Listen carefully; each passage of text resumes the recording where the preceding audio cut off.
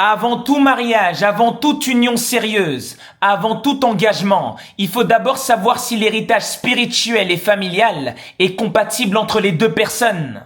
Tu n'épouses pas qu'une personne, tu n'épouses pas qu'un sourire, un corps, tu épouses un arbre généalogique, une mémoire spirituelle. Si vos héritages spirituels sont en guerre et ne sont pas compatibles, vous n'aurez jamais la paix dans votre foyer, peu importe la force de votre attirance physique. S'unir, c'est fusionner deux fleuves. Si l'un est pur et l'autre est empoisonné, c'est tout le courant de ta vie qui sera souillé. Le mariage n'est pas que l'union de corps, c'est le mélange, la fusion entre des destins et des âmes. La compatibilité spirituelle, elle va au-delà de l'amour charnel. Le charnel n'est qu'une porte, l'esprit c'est la demeure. L'amour physique c'est une émotion de surface, l'amour spirituel c'est une résonance de fréquence.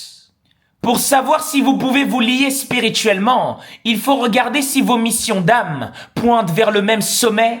Est-ce que vous tendez vers la même direction? Est-ce que vous partagez la même philosophie de vie? Est-ce que vous avez la même profondeur spirituelle? Si ce n'est pas le cas, c'est que vous n'êtes que deux étrangers qui partagent un même lit.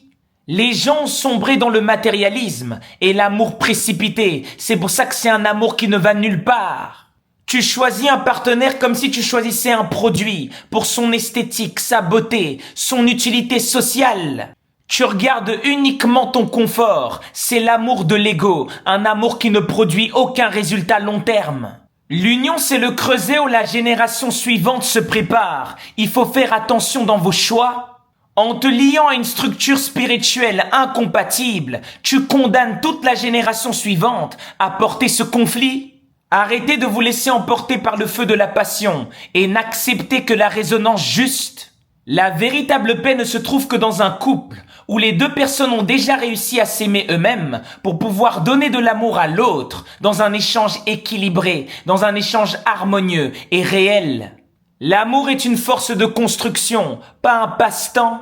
Ne cherche pas quelqu'un pour combler un vide. Allie-toi à une personne pour bâtir un empire de conscience et l'expandre.